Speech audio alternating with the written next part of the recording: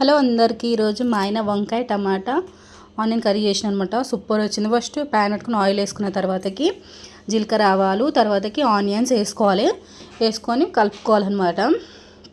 మంచిగా కలుపుకున్న తర్వాతకి ఇవి కొంచెం మగ్గిన తర్వాతకి కరివేపాకు వేసుకోండి. కరివేపాకు వేసుకున్నాక కొంచెం పచ్చిమిర్చి వేసుకోండి. మా ఆయన చుంచి వేసేస్తుండు ఈజీ అవుతుందని.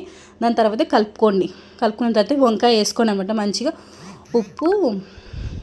ఉప్పు వేసుకొని కడుక్కున్న తర్వాతకి మంచిగా కలుపుకోవాలన్నమాట.